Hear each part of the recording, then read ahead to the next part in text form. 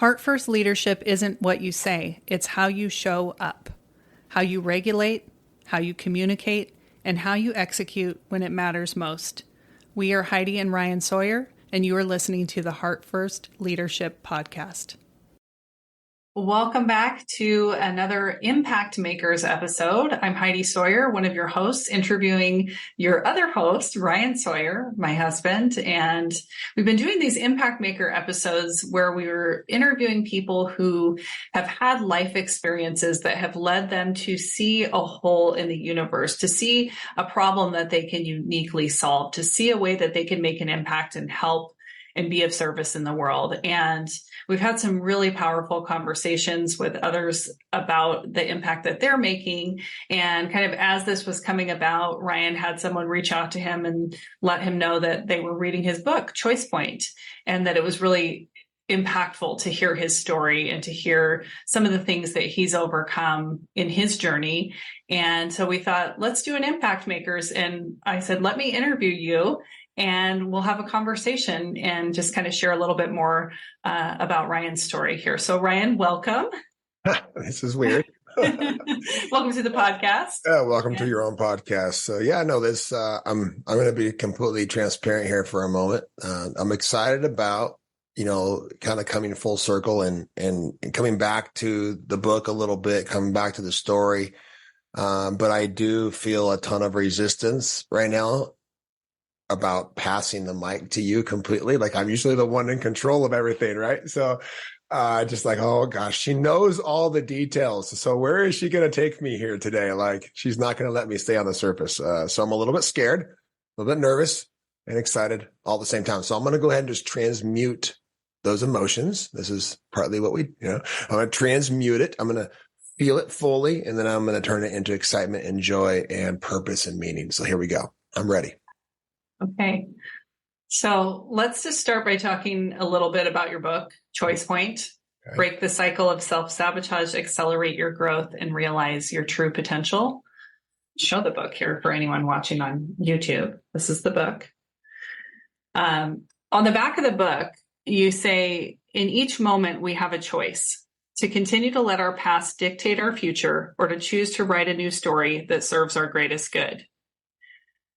So when you talk about your past and letting your past dictate your future, you're speaking from experience. And our past experiences often lead us to the greater impact that we're here to make. So I want to have you share just a little bit about your past experience and how that's led you to find a hole in the universe that you see, or a way that you can make an impact and use your wisdom, your lessons to help others. So give us a little bit of background. Yeah. So it's interesting, as you even put that cover up, I'm like, oh, look at that sunrise. We should get up there and catch a sunrise one of these days. I missed that spot. And I haven't picked up this book in a long time. To be honest with you, I've been so focused on everything else that we're doing in life that I haven't even looked at it in, it's by at least a year. So this is interesting. So, my past. So if I go all the way back, and I'm going to do this a little bit slowly and with a lot of grace and patience for myself, because since I haven't revisited this much, I'm noticing some pain that's coming up right now. So it's interesting. I didn't realize it was still there. So, I go back to when I was probably 13 years old. I didn't know it was abnormal how much anxiety I experienced, and I didn't tell anybody. I had a certain image as a young football player, being raised, by wonderful parents on this farm, but very tough, right? Very hardworking, and then two older brothers who were successful. I didn't realize it was abnormal to go days with not being able to eat, or being able to keep food down, or just experiencing incredible amounts of self-doubt and really beating myself up. I could feel like there's nothing that I could do right, even though, the starter and played in every single game for whatever sport I ever played. And so it progressed into the point where and I'm going to just kind of timeline things if that's okay. When I was probably 17 or 18, right around that age frame, I dipped into one of my very first, very deep, dark places of depression and contemplated suicide and even planned it and began to execute. But at the very last moment, kind of pulled the wheel. It was in my vehicle, right? Unbuckled my seat belt and found a long stretch in a parking lot and headed for a light pole. So that led to this even,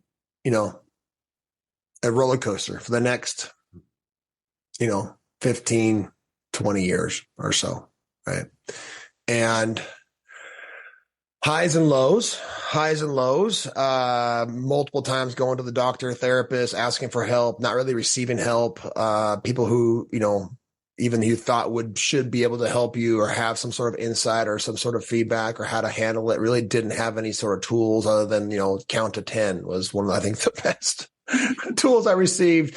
A little bit of therapy worked a little bit, on and off medication. 10 years of my life, legitimately through my 20s, was completely sleep deprived, would go 3, 4, 5 days without sleeping and then crash. And I also was riding a roller coaster of I like to have a good time. So there was, now looking back on it, I could easily see that was me, buffering, avoiding, denying. And the only time that if you saw me on a Friday night, you would think this guy's the life of the party. He's full of joy. But it was an act, it was a mask, and I was hiding. And the thing that I now know, and even you mentioned to me, is through that whole time, I realized I created a version of me that was phenomenal at suffering, of suffering alone, of being in this internal turmoil of not that I didn't believe in myself. I mean, I still was successful, right? I ran in my mid-20s. I ran a painting company when I left coaching for the first time, and then got an opportunity to get back into college coaching and went right back in. But in that first year of coaching back at Central in 2007, that was, I can't, whatever age I was at that time, but I was still not sleeping. It was pushing myself to extreme levels and, to be successful, to grind, to achieve, to overcome, to whatever. And, so carry the story forward. We meet in 2008, we get married in 2011. We won the national championship at Eastern Washington in 2010, just before that. And so everything out there looks good still, right? Even you had no idea until we then, the accumulation of the stress of coaching college football, of having a marriage that was, trending in a downward, kind of unconscious pattern, and having 2 kids then at home a few years later, right? 2012, Colton was born. 2014, Haley was born. And in that time frame, I was like, now I'm in this turmoil where the only thing that ever made sense to me was football. The only thing that ever made sense to me was being a part of a team and, being a part of that roller coaster and working 100-hour weeks and, celebrating after wins and,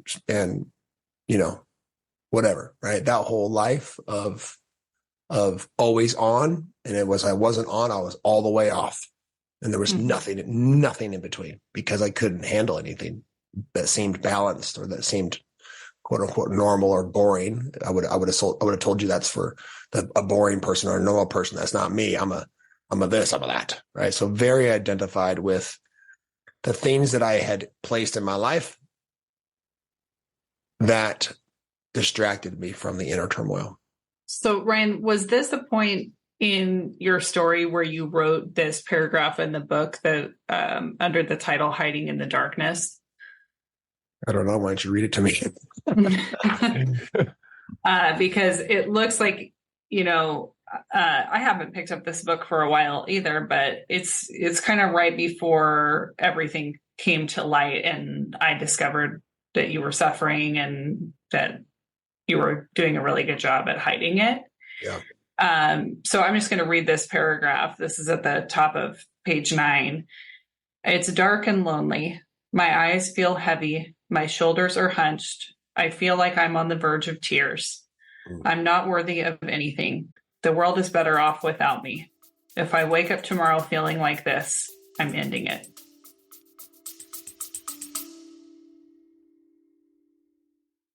We are all leaders. If you're ready to stop waiting and start impacting your environment in a powerful way, we want to connect with you. Click the Book Now link in the show notes to book a call with a Heart First coach and discover what Heart First leadership can look like in your life and in your environment. Now back to the show. Yeah, so that was legitimately the same day that you found me. Mm-hmm. Yeah. So, wow. Look at that. That's what I teach my clients. Huh, look at that. So, it's real, you guys. This human experience is not always rainbows and unicorns. So when we're talking about the day that you found me was, for, I don't know, a couple of years or so, the inner turmoil got harder, got worse. The anxiety got more intense. The depression got deeper and longer periods of time, what once lasts for days, then weeks, then was eventually lasting for months. And it was this very clear to me, like, oh, it's just going to keep getting darker. There's no way out of this. There's no hope, right? No matter how beautiful my wife, my kids are, my home is, we had just built a brand new home. I have a successful career where, all the possibilities are on the horizon, but yet inside it's getting darker and denser and more constricted.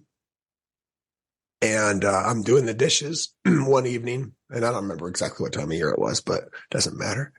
And and that's when I was doing these kind of normal things like showering or doing the dishes or driving, these things that didn't take a lot of conscious effort. That's when my life was the hardest, right? When I was in the film room, where I'm on a football field with a whistle around my neck and I'm having the guys hit the sled and I'm fully in that, like there was nothing. I was completely free in those moments. So then it was about how many moments can I create that are like that, right?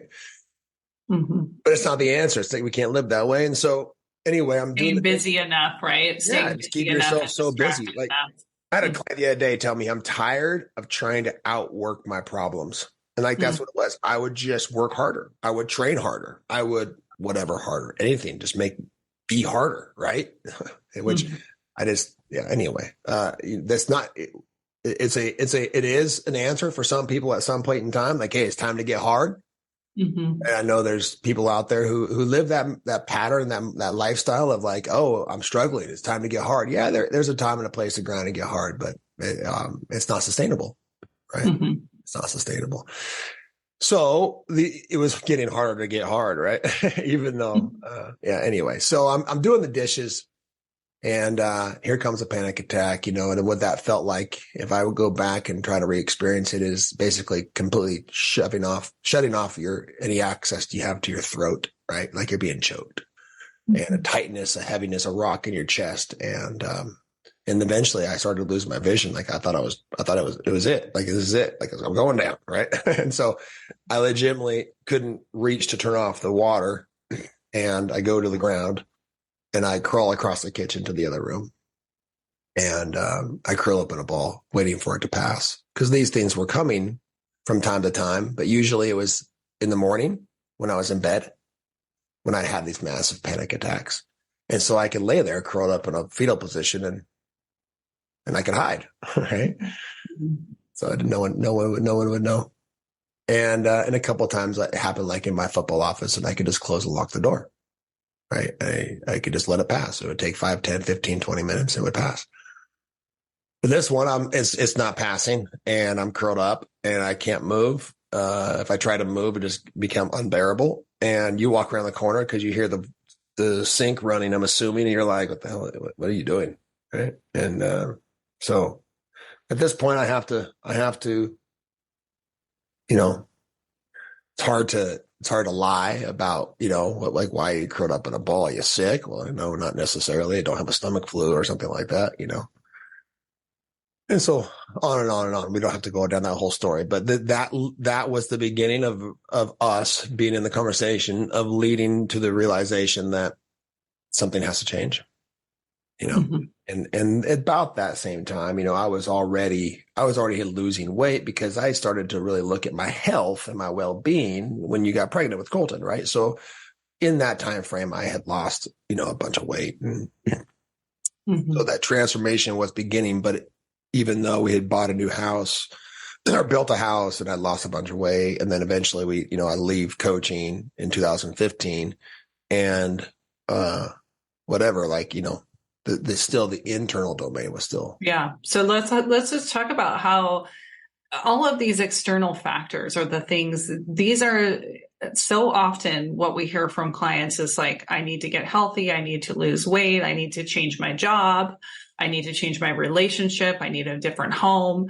All of these things outside of us are the puzzle pieces that we try to fix to be okay inside. Mm-hmm. And what I'm hearing you saying is like, okay, you lost 70 pounds. Mm-hmm. That's not just like a little weight loss. That's a huge physical transformation. Mm-hmm. Yeah. But it didn't change anything internally. I didn't just lose 90 pounds. Like, I was in the best shape of my life. I could do 90 burpees in 5 minutes. Like, I was an animal, right? Mm-hmm. In that realm. And, but no, I didn't change the thing. It actually made it worse. Yeah. Because you got the thing, right? I'm sorry, go ahead. You were going to say. Yeah, I was just going to say, because it is kind of that expectation hangover where, okay, now I've got it, and dang it, I don't feel the way I thought I would feel when I had it. Wait a minute. I got the thing. I got the job. Right? I got the wife. I got the kids. I got the house. I got the body. I got this. I got the that. And okay, yeah. I'm supposed to feel a certain way right now. I thought that all of these years that once I got somewhere, then I would be okay. Mm-hmm. Right? And that's when I, continue to seek outside. And we've done other episodes about that part of the story, but continue to seek outside for other relationships, for whatever, right? And just continue to put myself in a deeper and deeper and darker hole. Yeah. And as long as we think that the answer is outside of us, we will continue to seek something outside of us to try to change what's happening internally. So I want to hear a little bit about the kind of the turning point, or how you made incremental shifts and how you gradually started to have an internal transformation, because obviously trying to change things on the outside would only get you so far, and it wasn't working. Yeah. So, I mean, if you don't mind me answering the question, we did it here. We already answered this question, and I'm going to answer before I go into that. And maybe you had it in mind, a different thing, but like, this is exactly what I see as a whole, is that we become so attached to our outcomes, to our roles. We're so outwardly focused as a society on competition, on sports, on achievement, on, and the reality is no one's going to care when you're 25 years old, how fast you ran, or how high you could jump, or how far you could throw the football, or whatever, how accurate you were, whatever, how fast you could throw a pitch, or whatever. Right. And we are led to this lack of meaning in life. And so legitimately it came down to the shift came down to me asking the question that I think we all should ask. Right? A series of questions that we all should ask. And Mary Ann, in our last podcast that we just posted just yesterday, said it comes down to the questions that we ask. Right. And then being very, very open and curious about where that's going to lead us. And so, okay, so what's the point? What's the point of all this? Like, why am I here? And who am I? Like, those three questions. Yeah. What's the point of this? Why am I suffering? Because the thing that made me feel the most guilty is I didn't have a reason. Mm-hmm. I didn't have my parents didn't get divorced as a kid. There wasn't any loss other than like a grandparent or two, right? That's natural, right? I had achieved everything I had ever set out to achieve. Yeah, I mean, you're a white male in our society, right? That's as privileged as it gets. I'm not overly. Yeah. It wasn't ever easy for me. But if I set my mind to something, I did it. Right. Right. That's it. So yeah, that's interesting. Experiencing guilt, like, what do I have to feel this way about? Because there's no explanation in my life for something that has, quote unquote, gone wrong or Right. Well, that's a problem. It's one of the chapters in the book is growing guilt, and it's this idea that I legitimately felt guilty for feeling guilty.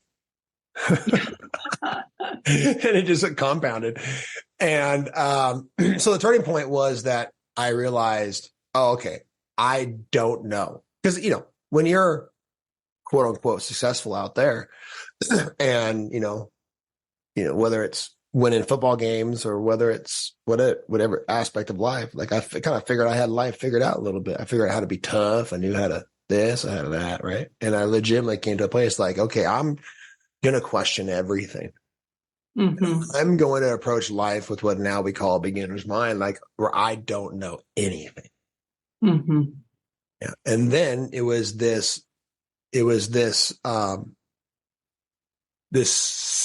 seeking to answer those questions. Mm. That brings me to one of my favorite parts in the book, as you began to seek answers to these sort of existential questions, right? Like, why am I here? What's the point of this? Who am I? Mm-hmm. And it reminds me of on page 23 when you're in this section of the book called "Why Did That Work?" Yeah.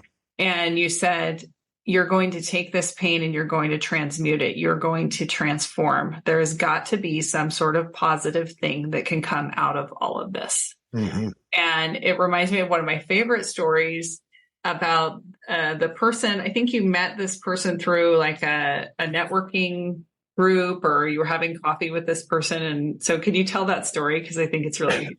Yeah. So it was another B&I connection when I was in Business Network International for my painting company when I was in my... when we just first left coaching and we're here and we're actually at her house, ironically, because I came over to do a one-on-one with her. Like we get to know each other better, and she wanted her house painted as well, but it was an older home that we don't do. And anyway, we're sharing our stories, right? That's kind of what you do to like build rapport with these people who helped pass you business, and we're sharing our stories. So she shares her story, I'm sharing my story. And so I kind of, when I was a coach, and then this is why I left, and this is kind of my story. And I was at a time then when I was still very attached to this idea that the depression was me and mine, and I have anxiety, right? And I'm finding a way to just deal with it and manage it. And in that point in time, I still believed that sooner or later, the depression was going to win. Sooner or later, it was going to take me, right? I believed that wholeheartedly. But I was also in this place where I had made a commitment to myself. Like I was going to remove the possibility of me ending it. Mm-hmm. And I was for you and for the kids. And I was going to go as far as I had to go to figure it out. And it really wasn't about me at this point in time. It was about if my kids were to battle or have the same battle, like I wanted to have better answers than I received. Mm. That's what it was about. I wanted to be able to help it make sense to somebody that was suffering. Because when it doesn't make sense, it feels like it's never going to end. Yeah. So anyway, I'm sitting there and I'm telling her my story. And she goes, "Oh, depression? That's easy." So I'm telling her my story about how I've battled with depression for the majority of my life and these roller coasters and whatever else. And she goes, "Oh, that's easy." And I remember thinking this just well of like anger, right? Like how dare you tell me what I'm experiencing is easy, right? All you got to do is ask yourself 3 times, speak it out loud like you really mean it. Why am I so happy? Why am I so happy? Why am I so happy? And so I wrapped up that conversation within like 5 minutes after that, because I can't even be in the same room with this person if she's, just completely like brushing my suffering underneath the rug. Like and I was in this place where I wanted people to know, now that I was like looking at it to some degree, I wanted people to know how hard it was in there. Right? Yeah.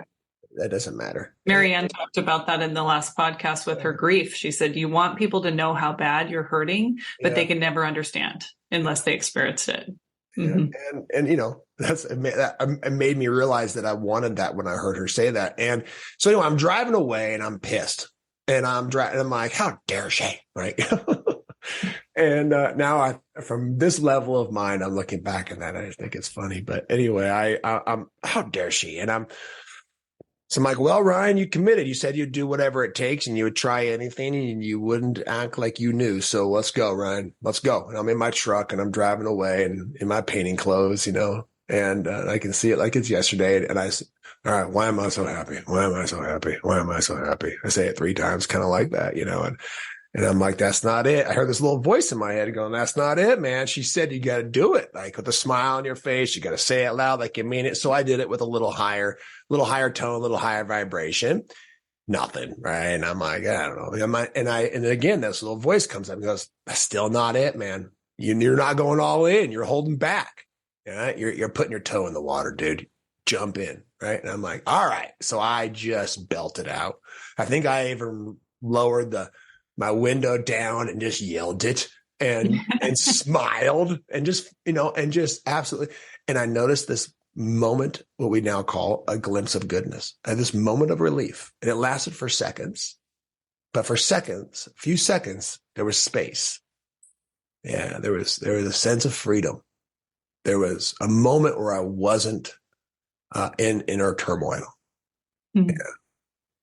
Yeah. And so then I was like, well, what the hell was that? Like, why did that work? I need to know why that worked.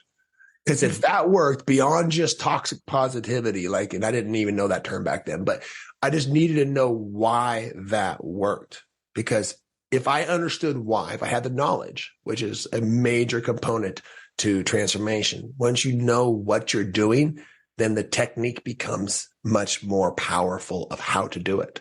Right. Mm-hmm. So I actually just wrote about knowledge and technique yesterday. That's funny.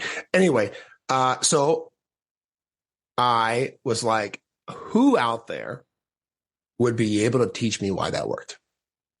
Mm-hmm. And that's when somebody who I had thought was a little too eccentric for me to be friends with and just he's kind of just out there a little bit. Right. And I thought, you know what? That goofy guy, he might know something. He might, and he just seems to be at this high vibration and happy and just like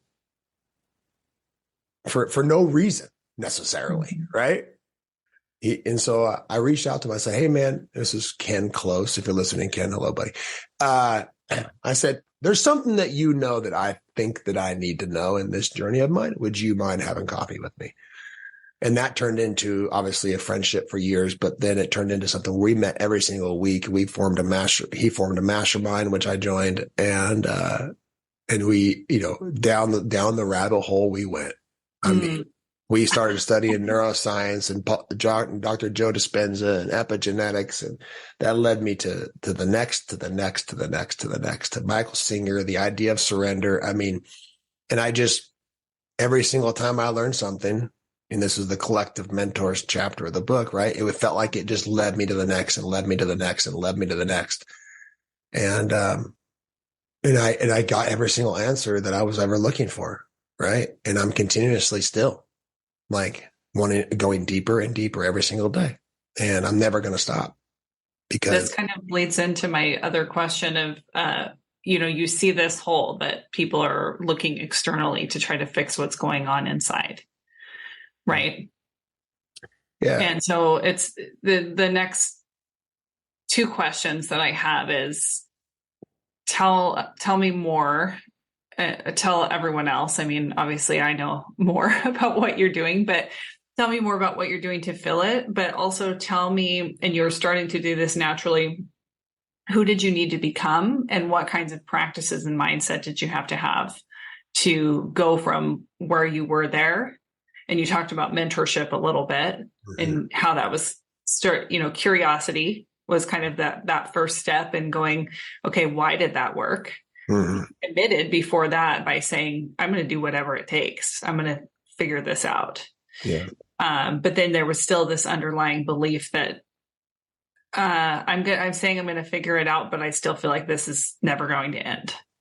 Well, I had that glimpse of goodness. Yeah, and I didn't think it was going to end for me. It still wasn't about me until I had a moment where I realized I was no longer running away from pain, but I was pursuing the light. Mm-hmm. Man, Marianne's podcast was so transformational for me to record with her because she said something profound. Like she said, she turned to the light. And I remember the day, the time, and the place, and where I was, everything about the moment in time that I just decided to stop fighting, stop resisting. I mean, we're always fighting, but stop resisting the resistance. Mm-hmm. I wasn't supposed to get this emotional today, Heidi. I'm supposed to have it all together, right? Yeah, so, well, you're human still. The whole, let's start with that just for a minute, a bit more. So the whole that I see goes far beyond this idea that we are too outwardly focused. We're focusing on the wrong thing. Let's just put it that way. We're focusing on the wrong thing. And we're teaching our environments to focus on the wrong thing. And our sense of worth then gets placed in these things that do not last when it comes to our sense of being okay. And then they don't lead to happiness. And we spend the majority of our lives, or years anyway, potentially, or the whole life, thinking that if we can just get the next to the next to the next, and it's a natural state of our mind is to always want more, And so to legitimately, the whole that I see is we don't understand our minds. We don't understand being human. We don't understand what it means when we say the word consciousness, like that there's this underlining thing happening running through all aspects of life. It's so fundamental to being human. And we think it's more important to make sure that the kids in our schools know timetables and what a noun and a verb is. And I'm saying in my adult life, that has never mattered once. Mm-hmm. Not even for a split second. I've built multiple companies and have a successful life and marriage and whatever else. And everything and those things are important. I'm not saying they're not. So if you're a teacher, I love you. Thank you for what you do. You're amazing. But there's this level of knowledge about being human that is just, it's like it's hidden in circles. Mm-hmm. And it creates this level of separation where we as humans feel alone and we don't understand our experience of what we're experiencing. So then we attach to it and we identify with it. And then now we are the thing, we are the depression, and we are the role, we are the college football coach, or we, and then we just try to change everything out there to try to be okay in here. And the reality is, if we can come to a place where we just understand the human experience, we just understand how our mind, the nature of our mind, and how to learn how to be with, become familiar with, and learn how to practice to train, not just train our mind, but to legitimately allow for our mind to do what it naturally is going to do. And which will, if we know what it's doing and we let it do what it naturally is meant to do, it will actually lead us to freedom. So this is the tweak that I wish I even knew when we wrote the program a year ago. It's something I've gained in the last year of my studies, is that like we think we need to train our mind. It's not some forceful thing. And so I'm kind of answering your questions, both of them at the same time. Like the whole that I see is that we don't understand. We don't understand what we're experiencing. We don't understand that we're not our thoughts. We don't understand that we're not our body. We don't understand that it's us resisting what we're thinking and feeling that causes the extra turmoil, that causes the surface chop of the ocean to become even more kicked up, right? That then we think that we need to get out there and get a bigger boat to handle the waves. Like, no, right. you need to sail. You just need to stop resisting the wind. You are the wind. Let's put it that way, right? You're on top of the ocean. There's waves, there's currents, there's things happening.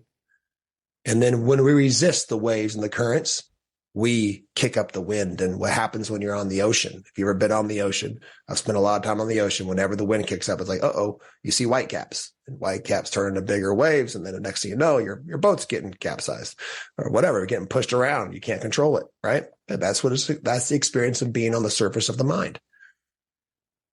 So we don't understand it. Here's what happened when I began to understand the mind. And even just today, like legitimately, I let the mind do what the mind's going to do, which is for it to relieve stress. Thoughts and emotions are stress, right? And so I let it do what it's going to do. And it naturally cleanses itself. And then my nervous system comes into balance. And then my next thought is one of purity.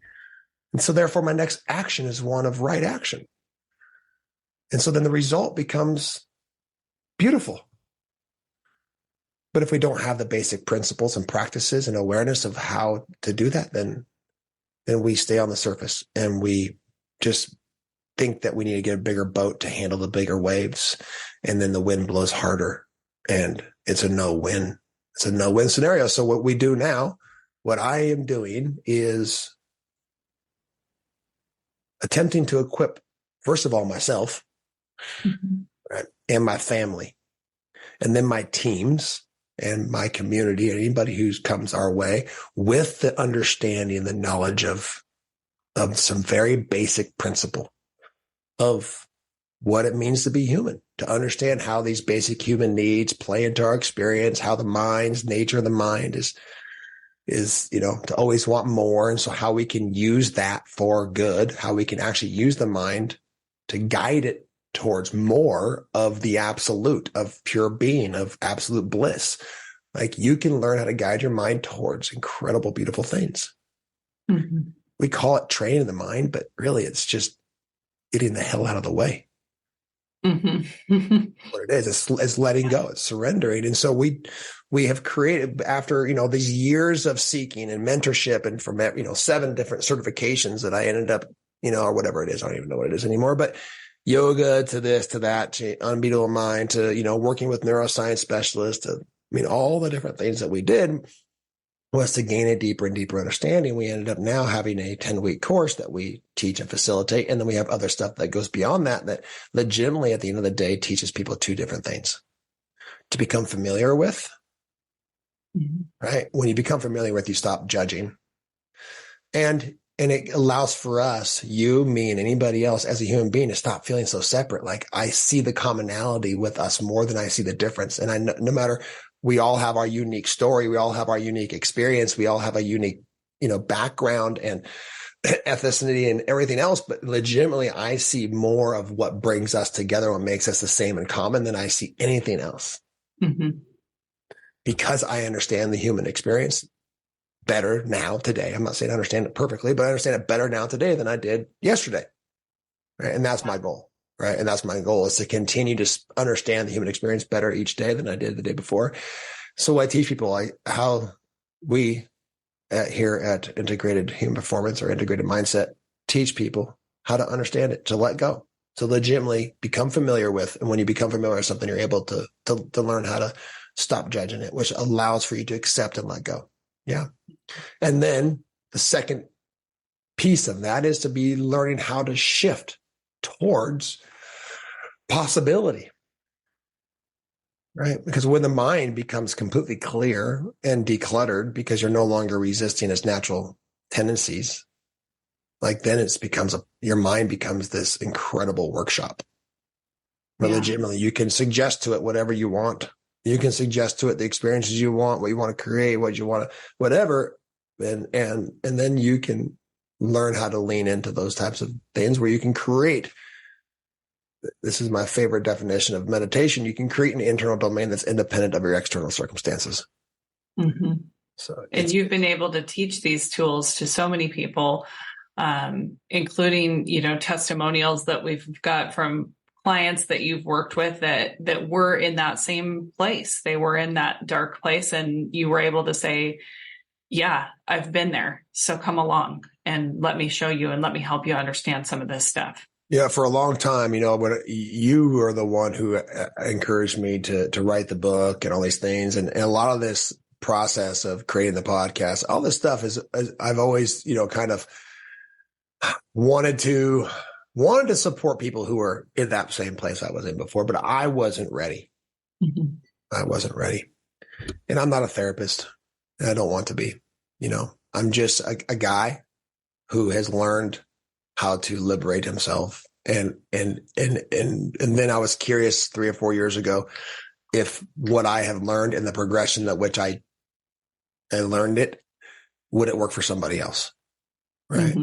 And so, we wrote the book and then I started helping one person. And the first person who I helped was a young man who had struggled for a good stretch of time, a good 7 years or so, I think, and had been on multiple different medications and all these things. And legitimately, he tells the story, within 6 weeks of practice and principle, he began to completely liberate himself.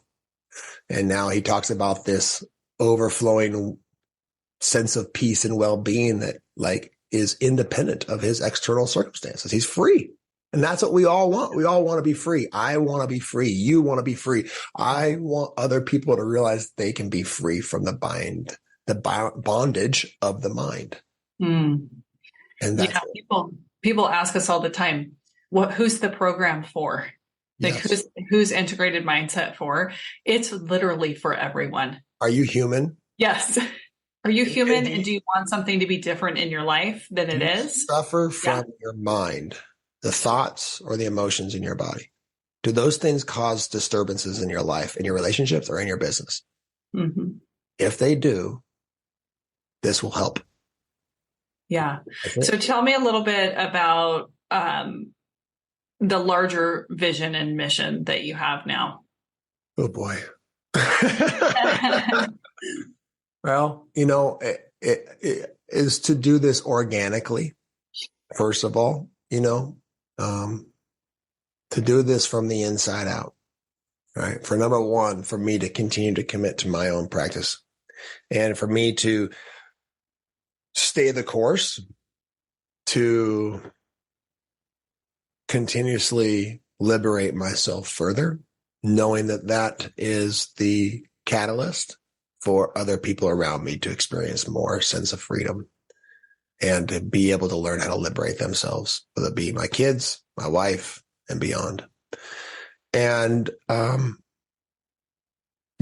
can sit here and tell you that I have a vision to have, from a business perspective, but let's, they have a vision to have all kinds of coaches and being global and all these things. Sure. But would I really sit back and ask that question? All that kind of lands rather flat, to be completely honest with you. I'm not attached to it. That's part of the practice that we teach, right? I have this internal domain that's independent of the external circumstances. So the business can turn out however it's going to turn out, however it's supposed to turn out.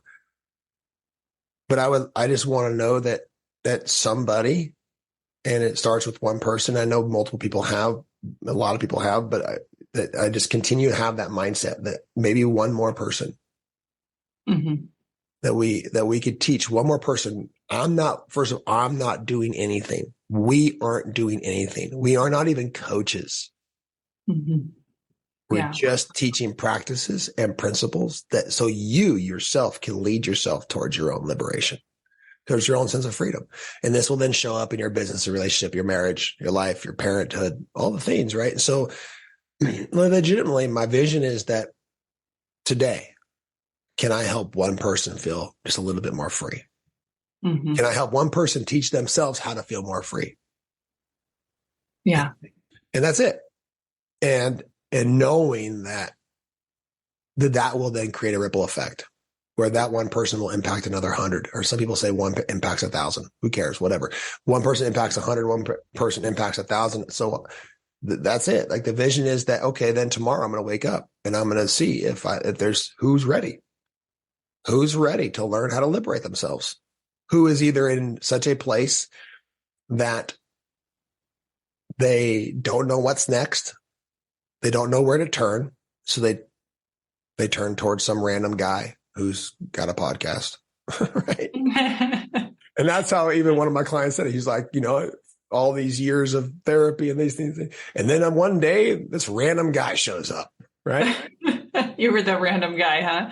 Actually, I have a book idea that we might play with one of these days when there's a little bit more time, where there's that random guy walking onto a job site. Right. And, yeah.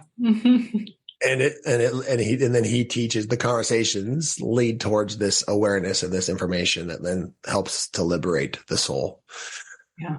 Anyway, so that's it, is knowing, and then that one person will go impact 1,000 or beyond. Yeah. Right. Yeah. And or even one. Even just one. Well, meaning that person impacts one, and then that person impacts one, and right. Each person impacts 1,000 because of the ripple effect. Like that's the vision. Mm-hmm. That's one of the reasons I love working with parents, because there's just such a direct impact on the children. Yeah. Mm-hmm. Yeah. And, again, that's the thing where we become, parenthood is one where we become very outwardly focused. We see our child struggling. We see our child not being confident or battling with something internally or being too attached to certain outcomes. Just even last night, my daughter crawls in bed all upset about something that happened at school where she felt like she fell short. And I'm like, okay, well, I can sit here and try to console her. Right. And even looking back on it now, I probably could have done a better job of taking a look within you and me and saying like, oh, how are we potentially still beating ourselves up a little bit that things aren't perfect, right? Things aren't where they supposed to be, right? Or whatever. Mm-hmm. And to come back into a very, very peaceful place of acceptance and learning how to lean into the next moment with incredible sense of grace and confidence, that knowing that we can, create a different and new experience. But she's, 9 years old and she's learning how to do that. Right. And those disturbances are for her to learn how to do that. Right. And so my responsibility in that moment is to not make it mean something about me, that she's having a disturbance, which is what most of us do. Naturally, when our wife or our husband or our kids or our friend or our parents or whatever, they're going through a hard time, they're having a moment of disturbance, we then turn around and make that mean something about us. Mm-hmm. Right. And what even Marianne said the other day was something that said, if you're not okay, then don't be around me. Like that we make that mean that I'm not a good parent. Right. It has nothing to do with that. That person's having the disturbance they need to have to learn how to liberate themselves. Right. And you have to allow them to have it. And so my job in that moment is to co-regulate, is to legitimately just relax and release into her disturbance, letting her have it. Mm-hmm. And so, and when all of those stuff that we teach and the principles and the practices we teach all come back down to that basic piece of like letting go. Mm-hmm. And not making it mean anything. So what do you need to do on a daily basis? How do you stay connected to your vision? Yeah, because everybody has ideas about the work that they want to do in the world and how to make an impact, but it takes a lot of mundane actions to make things work, right? It takes those daily actions. It takes sitting down and recording a podcast, when you're having resistance come up around what the topic is, right now, we're doing that right now. It takes, getting on the phone with people. It takes putting things out there, to make a vision come to reality, to make an impact. So how do you stay connected to that? Yeah. What I heard you just saying is it takes action, right? Mm-hmm. Like information without integration just leads to frustration. Integration happens through action. So, it's first of all, I'm going to say this. How I do that today is not how I did it 2 years ago or 5 years ago, right? I did it how I used to do it was where I was. And sometimes that was, 5 minutes of sitting in the dark and just being still, And I'm gonna simplify this down to saying I start each day with intention. And that's it. Because if we don't live a life of intention, we're living a life of chance. Yeah. I think you put that in the book, didn't you? Yeah, I think so. And I just flipped right to it. A day without intention is a day left to chance. did you really just flip to it? Yeah, life is a practice. Yeah. So that's it, and legitimately in each moment. So it doesn't have to look like my practice looks, you guys. Like, it's about choice. It's about each moment we have a choice of what we're going to make that moment mean. Mm-hmm. And by making it mean what we choose and how we choose to respond to that moment, we are conditioning ourselves to a new experience. We are conditioning ourselves and our body and our nervous system and the neurocircuitry of our brain to perceive something different, to see opportunity, to see potential, to see the gift, to learn the lesson, to see the good thing in somebody else. Like, I love this concept. I learned the top 3 aspects of being a leader. Mm-hmm. Okay. Number 1 was to cleanse your own lens. Right. Number 2 was to focus on the good in others. And then number 3 was to teach others, to share with others how to cleanse their lens. Yeah. Like, let's make it simple. And that's it. Right. So when I say I start the day with intention, like, that's it. I start the day doing the best I know how to cleanse my lens. Mm-hmm. And then I try to see the good. Right. Yeah. And I can sit here and tell you that I journal for 45 minutes and I do, sauna and cold exposure and yoga, and I work out and I do meditate. And none of that matters. It's all somebody's own journey to find those practices and to layer them in. And it starts with 2 minutes and then 5 minutes. And the next thing you know, you have a 3-hour morning routine. But I cleanse my lens. I am committed to not allowing for the murky waters that naturally happen when we resist the mind. I learn how to become very familiar with the mind, and I learn to cleanse my lens better every single day. And then I try to see the good in myself, in you, in the world. And then I hope to be able to share with somebody else how to cleanse their lens. That's it. Yeah. Yeah. Well, this has been a powerful conversation. I hope it turned out okay. I don't know. It's been incredibly powerful to revisit the story, sort of the origin story of sorts, to take a look at the book again. And anybody who's listening or watching this that has not checked out the book, this is a great place to start. Your goal, I remember when you were writing it, was to really distill it down to something that, like, however many years ago, who never read a book, outside of school for pleasure or for personal development, let alone like that person could pick up the book and get something from it and have actionable steps that they can take, because there are a ton of tools that you share in the back of the book as well. It's really inspiring. I remember when COVID happened, it was 2020, and our business, our residential painting company, got shut down, and you went in the basement and you wrote this book. And it takes that kind of action, to bring something to fruition. And I have so much love and respect and admiration for you. And now I'm getting emotional, but I just can't wait to see so many more lives impacted by the work that we get to do. Yeah. It's like such a privilege. So that choice point piece, that moment when COVID happened, and your job got reduced down to basically next to nothing, and the painting company was non-essential in that 6-week period of time. We didn't know it's going to last 2 weeks or 6 weeks or 6 months or whatever. Like, that was a space that I needed to be able to put this out, and it's interesting to look back for a moment, because I haven't. I've been looking forward so incredibly relentlessly for so long that,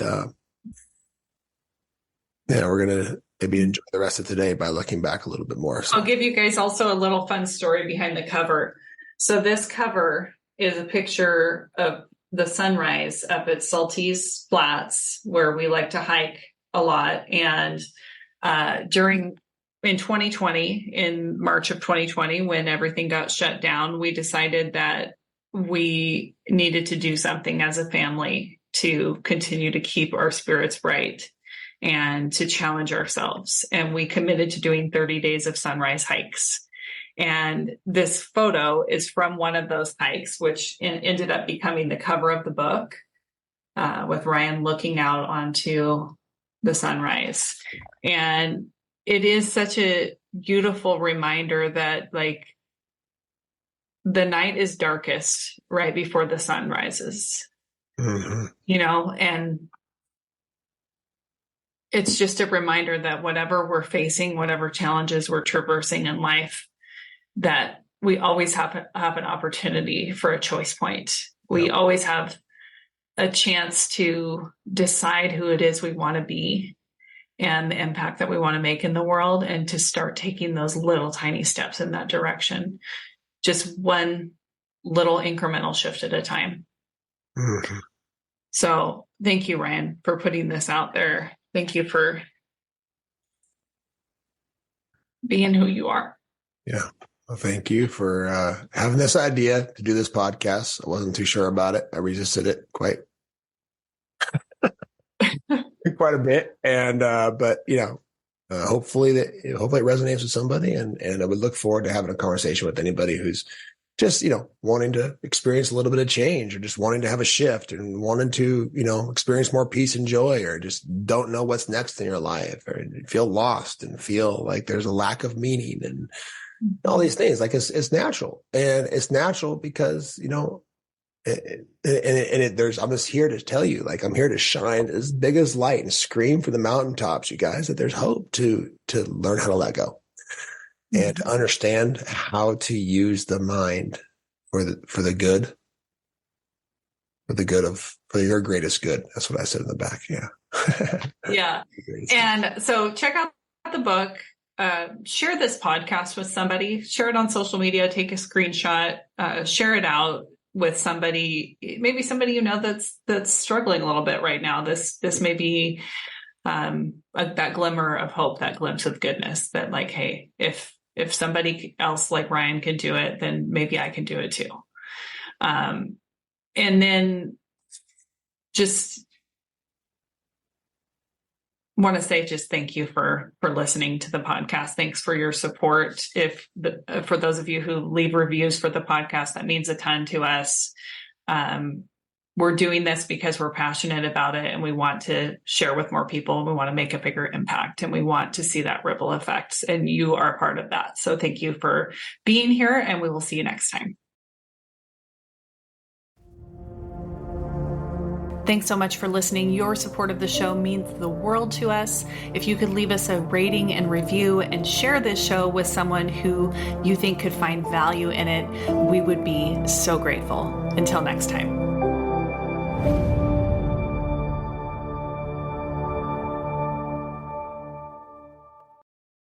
Thank you for listening. Remember, leaders go first, alignment matters, and the environment that you create is the legacy you'll leave. We'll see you on the next episode.